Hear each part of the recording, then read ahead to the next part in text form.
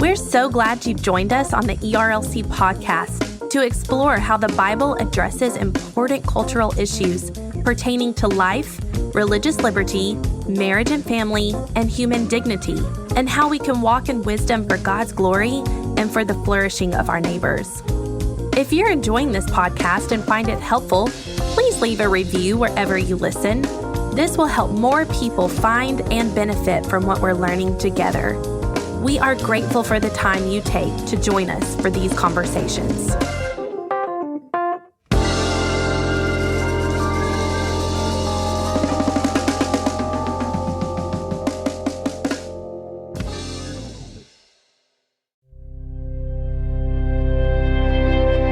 Many people shy away from politics because of a lack of understanding or from disillusionment. But the political arena is important for many causes. At our Evangelicals for Life conference, Travis Wussow moderated a discussion between Tim Goeglein, Charles Camosy, Denise Harle, and Shannon Royce about the pro-life movement in politics. We hope this important discussion compels you to join the pro-life cause. Hi, I'm Travis Wussow, Vice President of Public Policy and General Counsel for ERLC, and I am delighted to welcome you to a panel that we're calling Politics and the Person. I have with me here a great panel of seasoned professionals in the arena of policy and politics, and let me introduce you to them. So immediately to my left here, we have Tim Goeglein, who's Senior Advisor to the President and Vice President for External Relations at Focus on the Family here in Washington, D.C. We also have Charlie Camosy, who is Associate Professor of Theological and Social Ethics at Fordham University. We have Denise Harle, who serves as legal counsel for the Alliance Defending Freedom, where she is a member of the Center for Life, and Shannon Royce, who serves as Director for the Center of Faith-Based and Neighborhood Partnerships at the U.S. Department of Health and Human Services.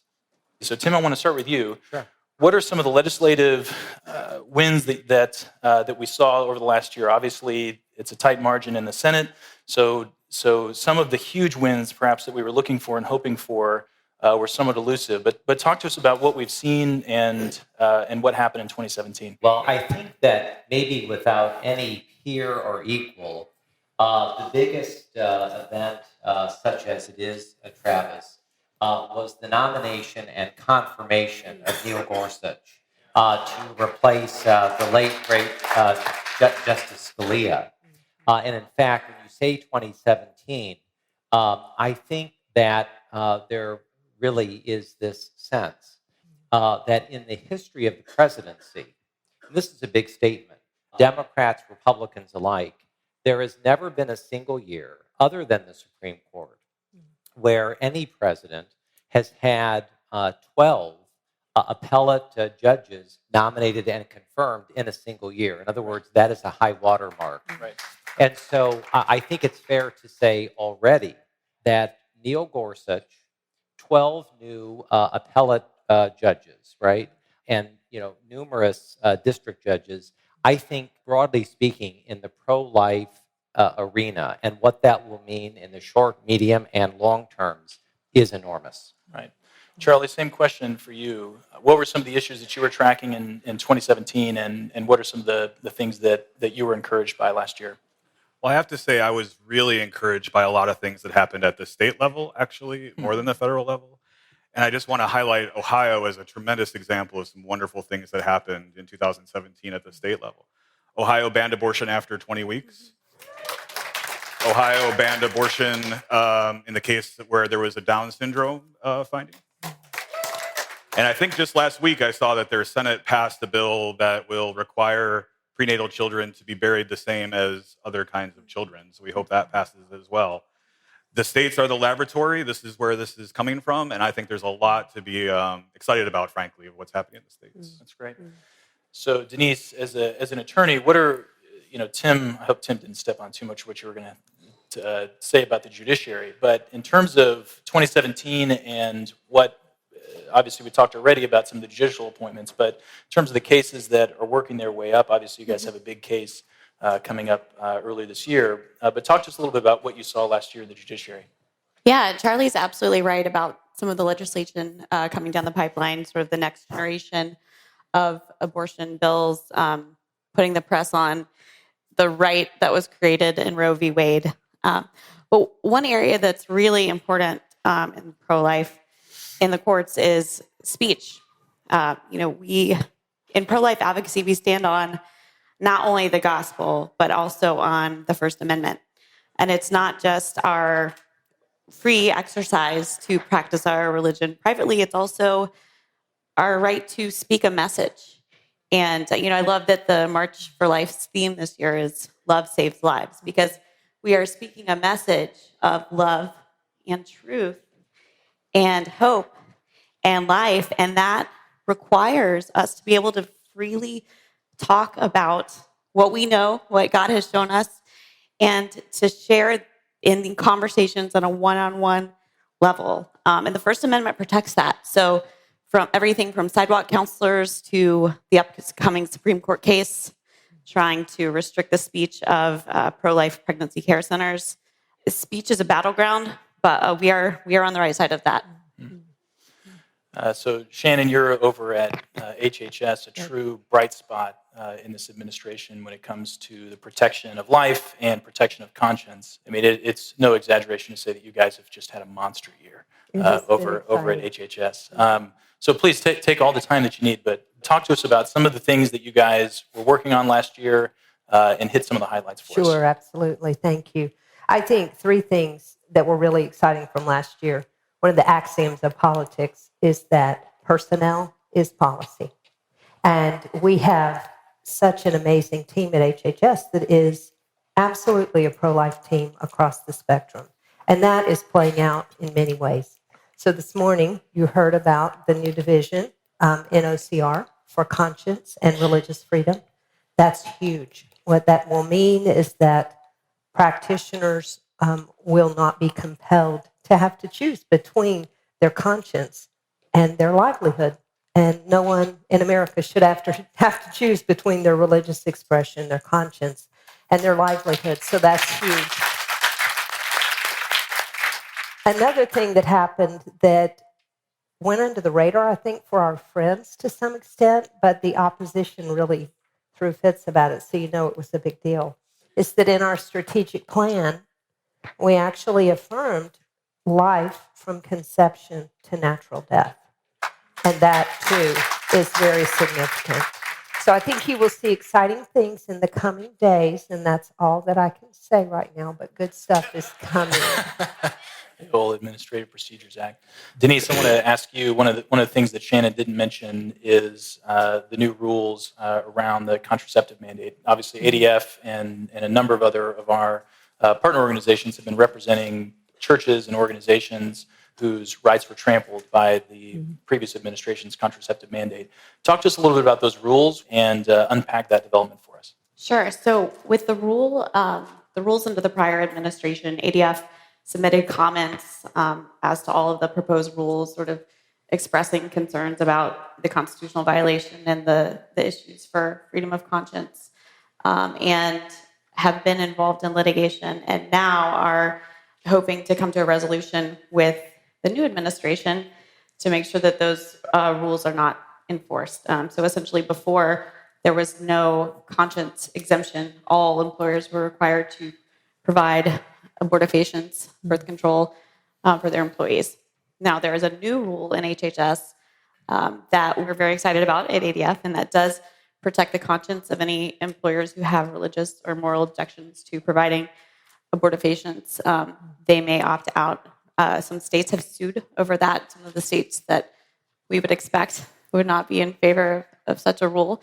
And ADF is now attempting to intervene in several of those cases just to make sure that the best arguments are made in defense of the rules and that we can secure the conscience rights.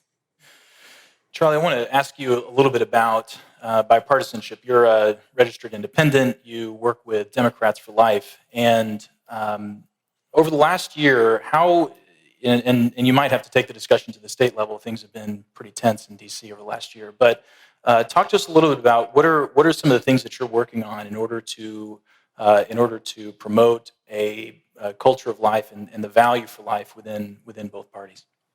It's a little bit hard when you focus on the sort of, demand for abortion is the kind of overlap that we see between both parties.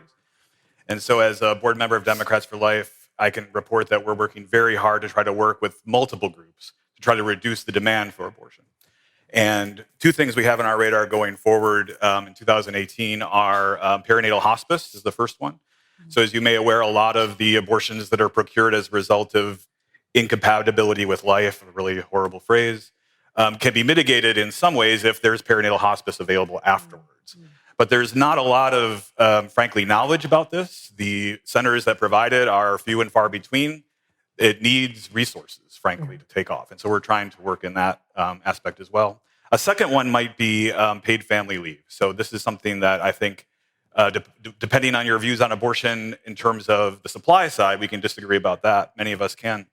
But just supporting women to choose life, right, giving them the resources to choose life is consistent with both a pro-choice and a pro-life approach, if one is genuinely pro-choice and not pro-abortion. So I would say those are two of the main foci we have. Okay. And Shannon, I want to circle back to you. One of HHS's big priorities over last year has been focusing on the opioid crisis. Talk to us a little bit about what you guys have been working on in 2017 and some of your plans. Sure, absolutely.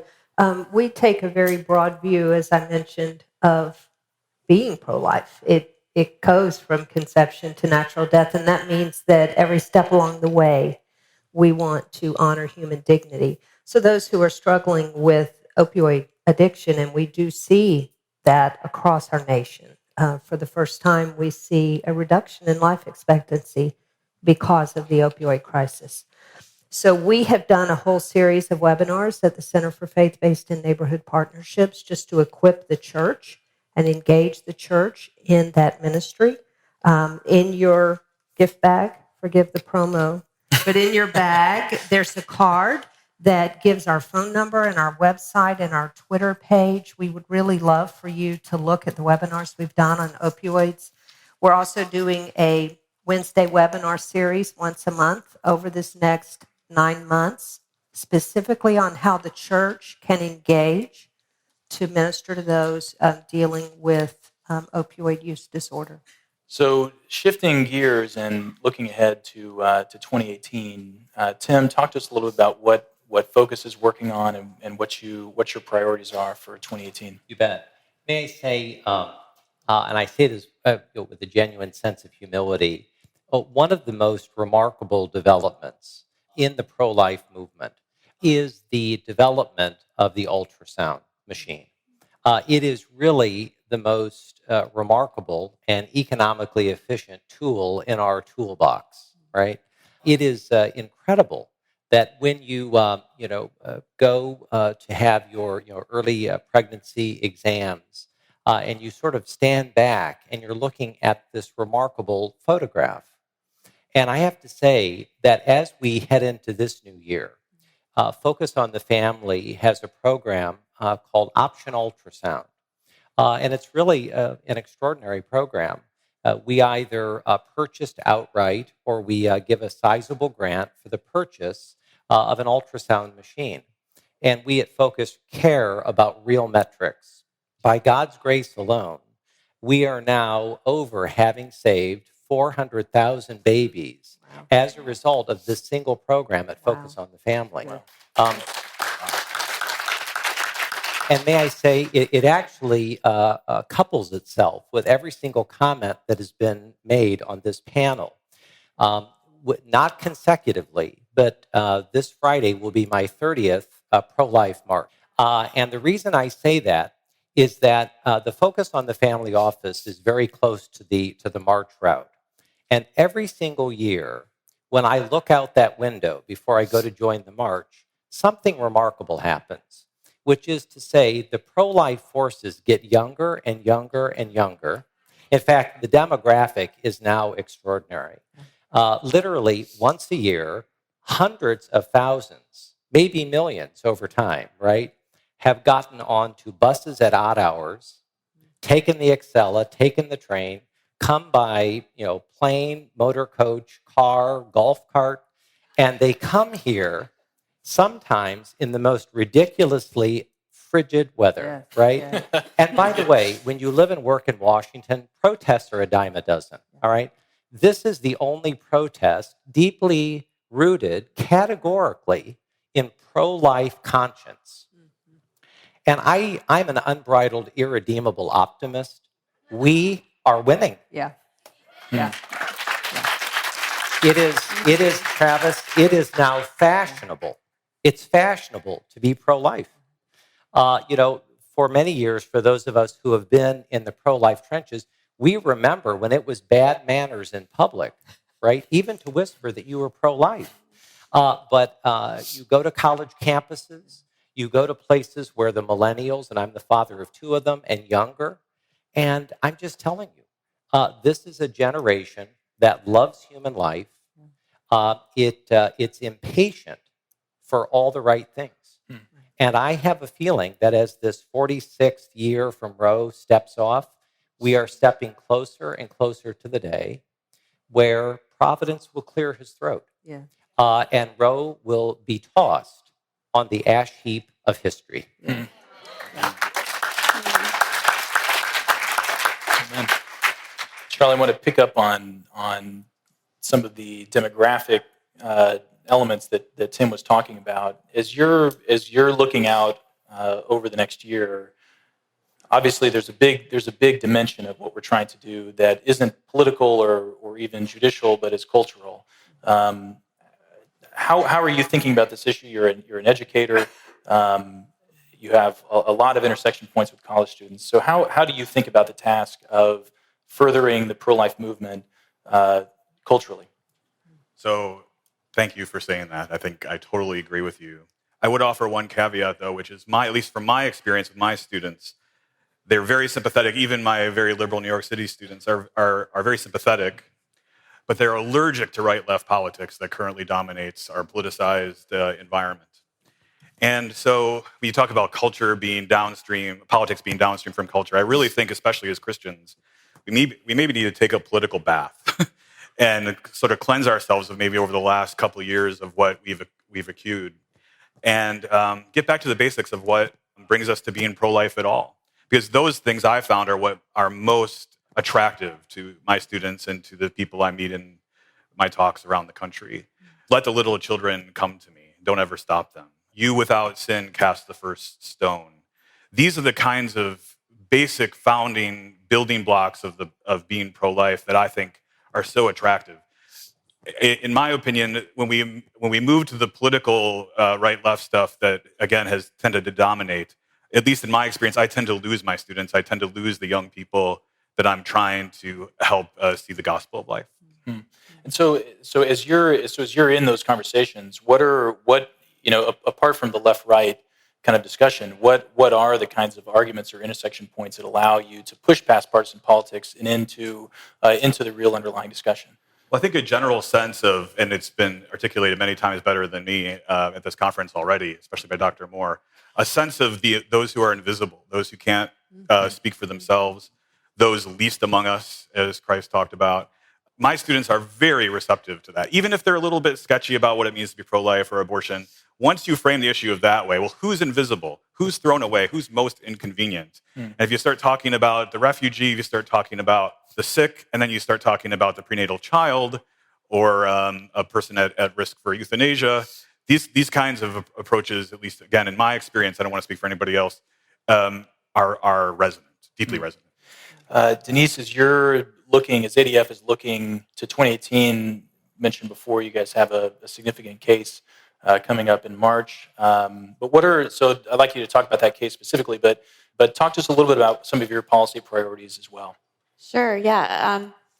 At ADF, our mission always is to keep the door open for the gospel. And that's one of the things that NIFLA is about, and that is, pregnancy care centers being free to speak the message, because I think Charlie's right on. This is a battle in the heart and the mind.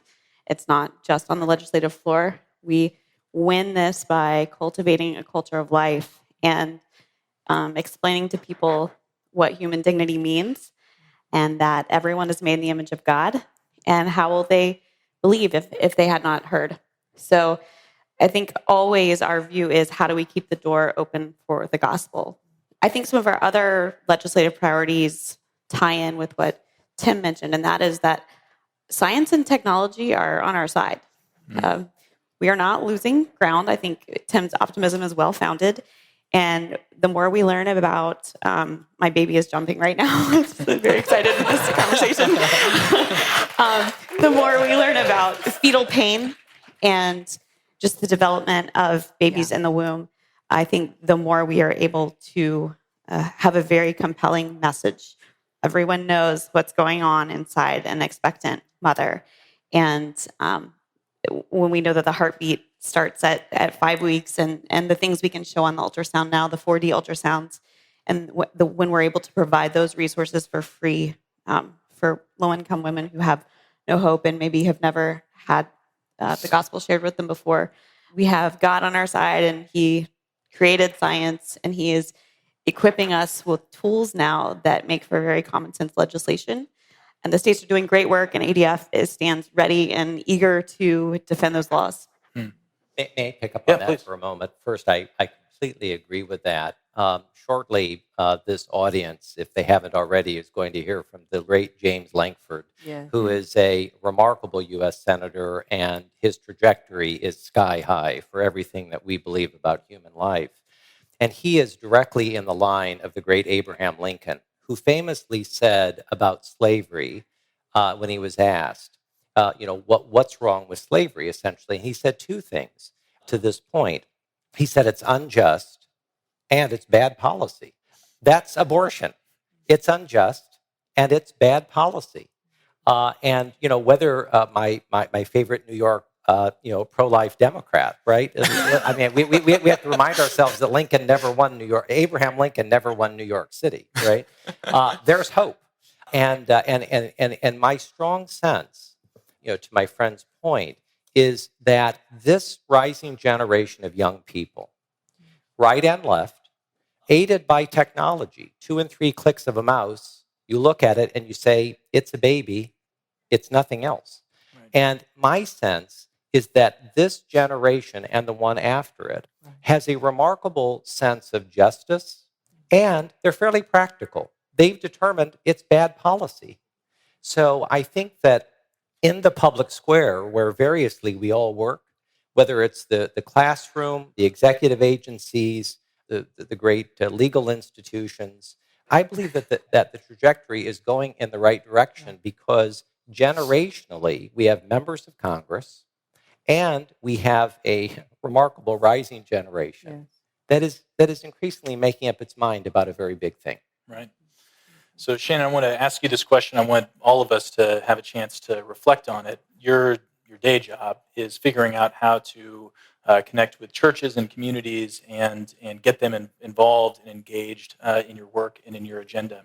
So my question is for you, and I want everybody to reflect on this. What can the church do? And how can all of us as pastors and church leaders practically get involved and get engaged?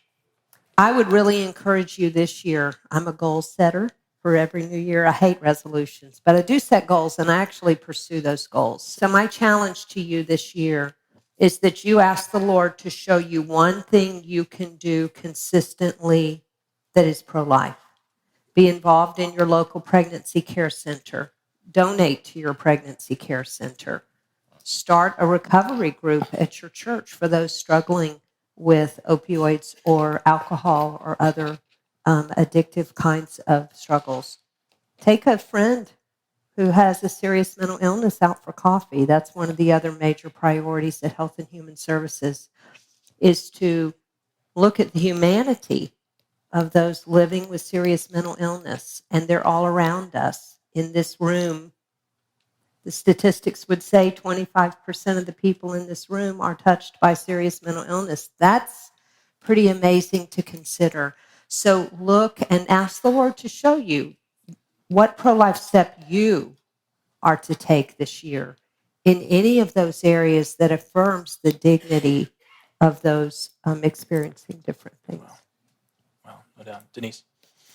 So I think from a legal perspective, our nation is founded on the premise that citizens will be engaged, informed, and will generate policy out of that knowledge applied to their interests.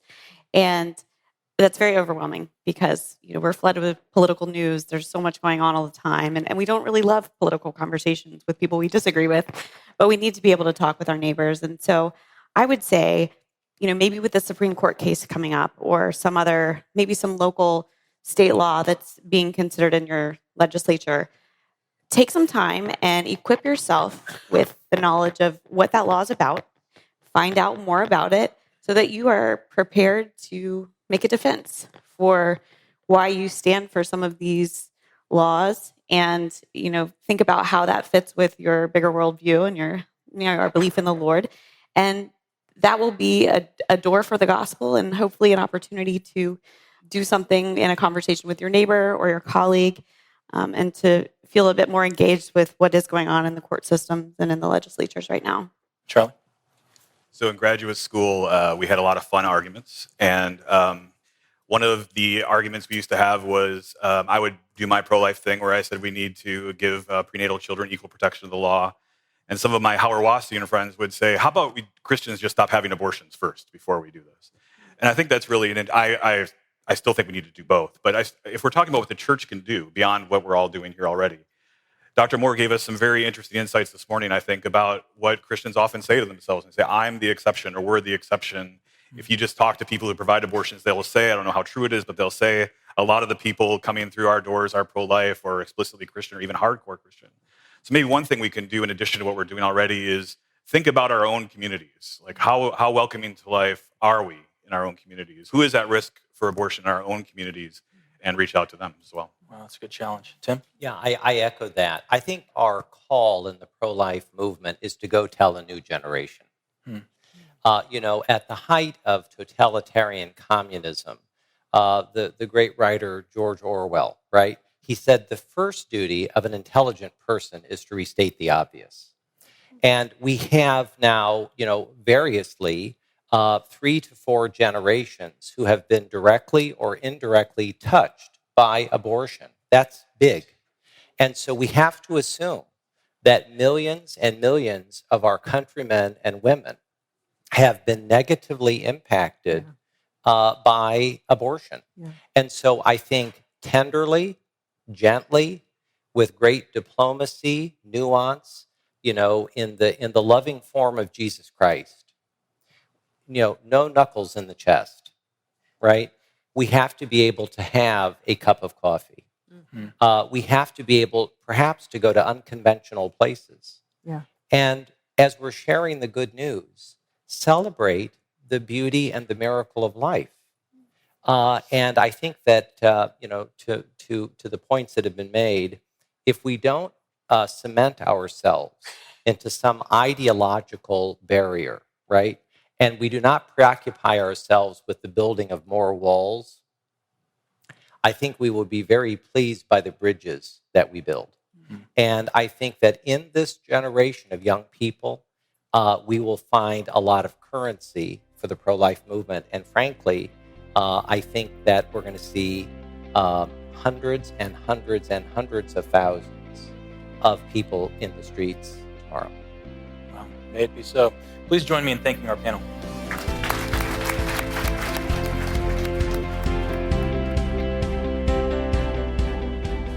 Beginning in February, Trillian Newbell will host a special series called Better Together. Stay tuned in the coming weeks to find out more about this powerful series. Be sure to subscribe on iTunes or Google Podcast and leave us a review while you're there. Come back next week to hear a candid discussion about being a wife and a mother.